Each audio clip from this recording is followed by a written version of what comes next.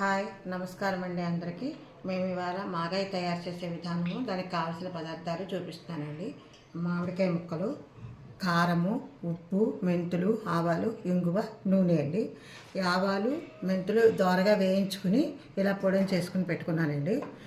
ఇందులో కారంలో సరిపడా మాగాయ ముక్కలకి సరిపడా ఒక డొక్కు కారం ఉంది, సగం హాఫ్ డొక్కు ఉప్పు, ఆవాలు మెంతులు వేయించుకున్న పిండి వేసి బాగా కలుపుకోవాలండి.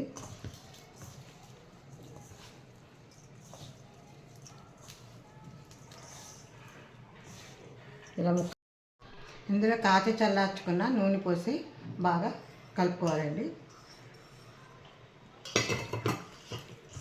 ఇలా బాగా కలుపుకోవాలండి, కాచి చల్లార్చిన నూనె పోసి. అంతే అండి, మాగాయ తయారు.